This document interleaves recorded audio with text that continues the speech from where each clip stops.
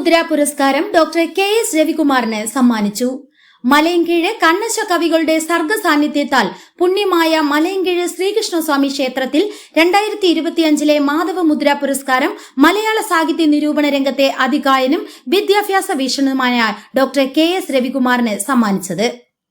കണ്ണശ കവികളിലൊരാളായ മാധവ പണിക്കർ ശ്രീകൃഷ്ണനെ ഉപാസിച്ച് കൈരളിയുടെ മഹാകൃതിയായ ഭാഷാ ഭഗവത്ഗീത രചിച്ചത് ഈ ക്ഷേത്രനടയിൽ വെച്ചാണ്. മഹാകവിയുടെ സ്മരണയ്ക്കായി തിരുവിതാംകൂർ ദേവസ്വം ബോർഡ് 2017 മുതൽ മലയാളത്തിന്റെ അഭിമാനങ്ങളായ പ്രതിഭകൾക്ക് മാധവമുദ്ര പുരസ്കാരം നൽകി വരുന്നു.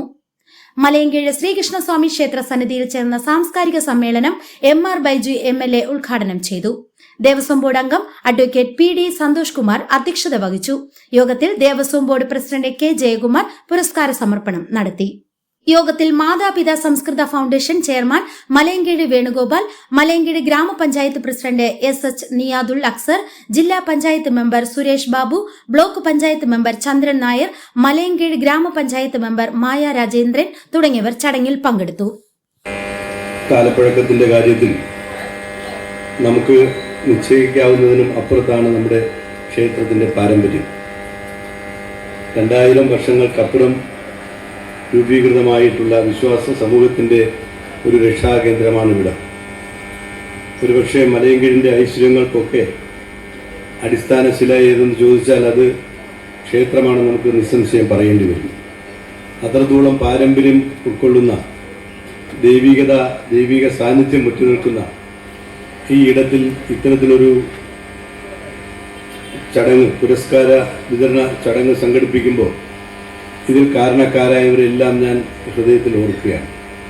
തിരുവിതാംകൂർ ദേവസ്വം ബോർഡ് എഴുത്തുകാർക്ക് നൽകുന്ന വിശിഷ്ട പുരസ്കാരമായ മാധവമുദ്ര എനിക്കും ലഭിച്ചു എന്നുള്ളത് തന്നെയുമല്ല, ഇത് മലയൻകീഴ് എന്ന നാടിൻ്റെ അതിദീർഘമായ പാരമ്പര്യത്തെ സൂചിപ്പിക്കുന്ന മലയാള സാഹിത്യത്തിലെ അതിപ്രധാനമായ സ്ഥാനം അർഹിക്കുന്ന മാധവ കവിയുടെ പേരിലാണ് എന്നുള്ളത് ഏറ്റവും സന്തോഷകരമായ കാര്യം.